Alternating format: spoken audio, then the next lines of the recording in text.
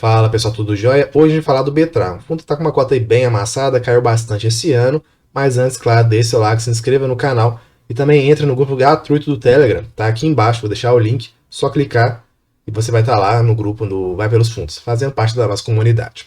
Então bora lá, é um fundo aí que está bem amassado, como eu disse, né? Caiu pra caramba aí esses últimos 6 meses, caiu 20%, muita coisa para um fundo de renda, né? Seja FI, seja FIAGRO, ou seja FIINFRA, cair isso aí é muita coisa. Liquidez diária aí, R$400 mil, né? Assim, não é a liquidez não, mas, né, assim, na liquidez não é o problema, digamos assim, desse fundo. Patrimônio líquido aí de 400 milhões, preço valor patrimonial, não preciso nem falar, né? Descontadaço, 0,49, dividend yield aí de 14,4%. É o que eu sempre falo com vocês, né? Quando a cota dá uma amassada, dividend yield vai lá para cima, é por isso que você não vai olhar só o dividend yield na hora de você estudar um fundo imobiliário, né? Claro que nada aqui é uma recomendação. Rentabilidade no mês aí de 2,69%, valor patrimonial 125, né? Mas a gente viu aquela queda toda lá nos últimos 6 meses. E aí, quanto mais o fundo cai, porque a cota dele nominalmente vai diminuir, então maior vai ser a volatilidade dele, ok? Qualquer movimento para cima ou para baixo representa um percentual alto. Último rendimento aí de 56 centavos. Bora olhar um pouco o relatório gerencial de setembro aqui. É um fundo que deu muito problema, como a gente sabe. Vamos lá. Tá. O BTG, Terras Agrícolas, Betrar, tem como objetivo proporcionar rentabilidade e valorização de suas cotas no longo prazo por meio de investimento de terras agrícolas, produtivas, rurais e urbanas, em fase de transformação, oportunisticamente, né? Ao longo dos principais polos agrícolas do território brasileiro. Essa questão de transformação de terra ela até é um negócio bem interessante, né? A gente vê isso lá no Agro 3, lá na Bolsa, lá na parte das ações, né? O fundo utiliza contratos de cessão de direito real e da superfície de longo prazo corrigidos pela inflação. Todas as aquisições realizadas pelo Betrar incluem também a sua estrutura ou não uma opção de recompra da propriedade, muito comum isso, né? Do imóvel em favor do antigo proprietário, que poderá ou não ser executada mediante pagamento intermediário de prêmios de opção e recompra ao longo da vida útil da operação do contrato. O exercício dessa opção de recompra do ativo só terá efeito se o locatário estiver 100% adimplente, né, nos pagamentos anuais. Então essa que vai ser a dinâmica aqui desse fundo, né, dos prêmios do DRS, de acordo com as regras e mecânica ajustada em cada um dos casos, de acordo com a estratégia traçada. Então, a teoria, né, comum, assim, não é algo que é o exclusivo do Betrar, né? O problema foi a execução. Você acabou. Eu sempre falo isso, né? Quando dá um problema no FII do agro ou no FIAGRO, eu acho que isso mancha a indústria como um todo. O pessoal já começa a falar, né? E tá vendo? Ó, o agro aí dando problema, sei lá o quê. Não é assim, né, gente? Tem gestão que sabe fazer e tem outros que estão aprendendo aí, né? Assim, o que a gente espera é que o pessoal vai aprendendo com os erros deles, né? Por isso que eu sempre falo lá no FIAGRO que não foi um erro começar a maioria dos FIAGROs com crédito. Primeiro, por causa dos juros lá na estratosfera, né? Que a gente está tendo hoje. E segundo, porque é menos arriscado que o equity, da participação ali. Taxa de administração cara, 1,20% do PL. Taxa de performance 20% sobre PCA mais 4%, o que é alto pra caramba. Público-alvo investidor geral. A gente já falou, né? Dividendo anualizado 10,2%, rendimento aí 0,56%. Um vault, né, que é a média ponderada dos contratos, bem longo, 8 anos, valor patrimonial 125 aí, valor de mercado, precisa de mais musculatura e 100% dos contratos atípicos. Em setembro, o Betrar apurou uma receita bruta total de 1,1 milhão, 0,34 por cota, então isso é uma coisa que você vai ficar aí atento, né, ou seja, ele entregou mais do que ele teve de resultado, com resultado líquido após despesas de 785.023 por cota. A distribuição dos proventos é de 56 centavos, né? Então é isso que eu estou falando. Então é importante você olhar quando o fundo está realizando menos, está fazendo, né, um resultado menor do que ele está entregando, né? No longo prazo isso faz diferença, obviamente. Os rendimentos foram integralmente distribuídos no dia 31. Aqui ele fala acumulado, né? 2 meses de 9,2 por cota e o dividend yield de 10,2%. Então é isso, né? Assim, no longo prazo é importante que esse fundo gere resultado, porque uma hora o que tem acumulado ali, né, vai começar a diminuir, óbvio. Portfólio. Atualmente o fundo possui 6 ativos, então não é tão diversificado assim, dos quais 2 possuem contratos vigentes. Na estrutura de sale and leaseback é isso, né? Você vende ali e faz um aluguel de volta, comissão de recompra, né? por meio de contrato, a Cobertrac adquiriu uma propriedade e concedeu o direito de uso da superfície dos imóveis aos vendedores ou produtores, permitindo que eles continuassem explorando essas terras para as atividades agrícolas. A estrutura também concede aos vendedores uma opção de recompra dos imóveis ao final do prazo por um preço pré-definido comercialmente. A opção poderá ou não ser executada ao final do contrato mediante pagamento intermediário de prêmios de opção de recompra ao longo da vida útil, né? Dois ativos vendidos em um processo de recebimento de fluxo de pagamento da Fazenda Colibri, a Fazenda Via Mancel, que deu todo aquilo ali, aquele rolo lá. Um ativo, a Fazenda Três Irmãos, né? Também, então, assim, esse fundo aqui, né? Ele teve muito problema dentro da estrutura dele, e como ele é muito concentrado, Três Irmãos também, né? Inclusive, isso impacta aí em outros fiagros, né? Que tem crédito ali, envolvendo ali, né? Esse crédito aqui, Três Irmãos também. Então acaba, como eu disse, né, impactando na indústria como um todo. Em processo de reposicionamento estratégico, seja via um novo contrato de arrendamento e ou venda de terra. Um ativo, Fazenda JR, em processo de disputa judicial visando a reintegração de posse, além da execução de cobrança de multas em casos estipulados no contrato da Justiça. Né? É um fundo aí que está com muito problema. Enfim, claro que pode ser muito azar e tudo mais, só que você tem que melhorar o processo, né, gente? Você não pode colocar desculpa no azar e tal.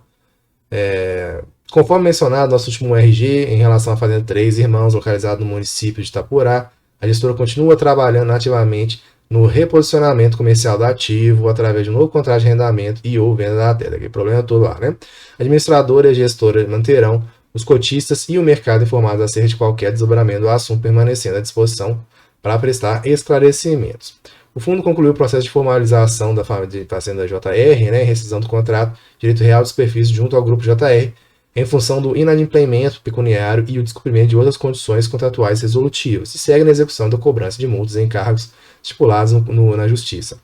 A gestora continua focada na reintegração de posse da propriedade, atualmente um terceiro não autorizado pelo fundo, com o objetivo de reposicioná-lo no mercado o mais rapidamente possível. Né? Então, um problema atrás do outro aí.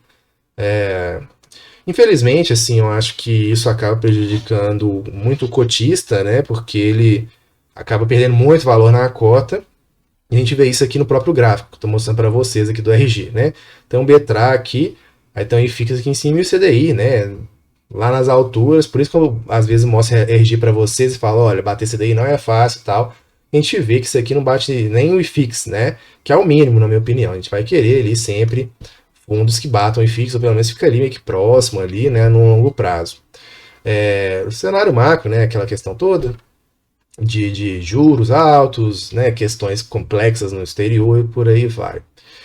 Volume financeiro, concentração, né, por tipo de ativo, a gente vê que tem 69% aqui em imóveis, em exposição por tipo de ativos, receitas de venda de propriedade 20%, então ele já tem aqui um resultado relevante, né, em relação à venda de ativos.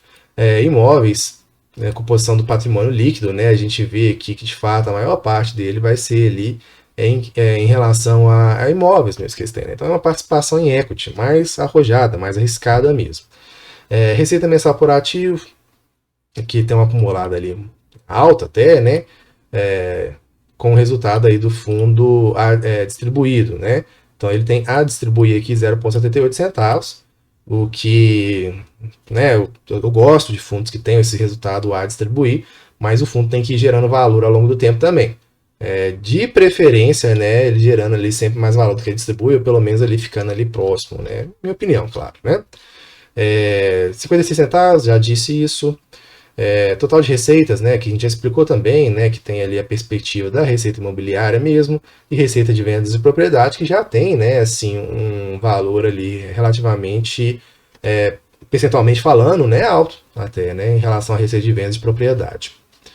A gente falou aqui também da distribuição de 56 centavinhos, aqui tem a distribuição do tipo de ativo da carteira, milho, soja, algodão, lembrando que cada tipo de ativo ali vai ter o seu fluxo diferente, o milho, o algodão, o soja, por exemplo, né? O algodão ele vai ser ali muito afetado por questões econômicas, né? Já que o algodão tem ali, obviamente, diretamente ligação com a indústria têxtil, a soja, o milho ali vão ser afetados ali pelas questões, assim como o algodão também, né? Mas como questões, por exemplo, climáticas, a gente está vendo muita questão lá do El Niño, né? está ali na boca do povo em relação à produção, e aí lembrando que o valor das terras é afetado também pelo valor da commodity. Então vamos supor que você tem ali uma fazenda de soja, commodity vai lá nas alturas, então o preço dessa fazenda vai ser maior. Faz sentido? Então isso tudo aqui a gente tem que saber esses detalhes. Então é isso. Em tese, o valor da commodity ali ele vai ser muito importante, não é, para a segurança ali do crédito, da próprio equity também do fundo, né?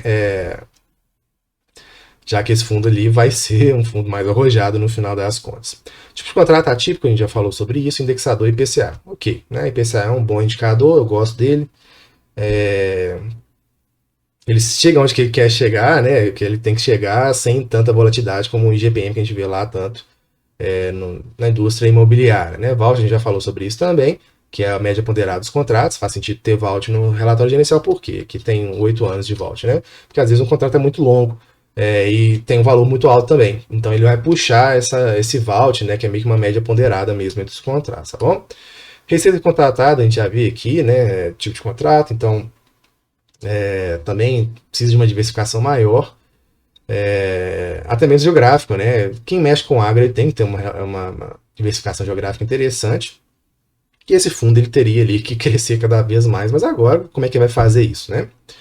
Tem que realmente resolver a casa, né? Arrumar a casa para depois ele crescer mais. Cap rate alto, 12,3%. Né? Um cap rate aí bem interessante, porque quem não sabe o que é cap rate, né? Você... como é que eu vou explicar isso de uma forma mais fácil assim? É o quanto você paga versus a receita mensal ou periódica que você vai receber daquele imóvel, né? Então vamos supor que você tem ali um imóvel que ele tem ali, sei lá, R$1 milhão, e aí você recebe dele de aluguel aquele imóvel lá de R$1 milhão, R$100 mil por mês. Você faz essa divisão e aí você vê um cap rate. Quanto mais alto você comprar ele, melhor, né? Quer dizer que você paga um preço mais baixo, faz sentido? E quanto mais baixo você vender ele, melhor. Quer dizer que você aí recebeu muito dinheiro para aquela venda, né? O pessoal compara até com dividend yield, né? Mais ou menos isso mesmo. Então é isso, é um fundo aí bem complicado, tem muita coisa para resolver, e isso obviamente vai impactar nas cotas dele, né? Assim, infelizmente, porque isso afeta muita gente e afeta a indústria agrícola como um todo. Então vamos esperar ali que o pessoal faça o trabalho, né? E arrume a casa lá, beleza? É isso, espero que tenha gostado. Se gostou, deixe seu like, se inscreve no canal e entra aqui no grupo gratuito do Telegram, que eu vou deixar o link aqui embaixo. Abração, tchau, tchau.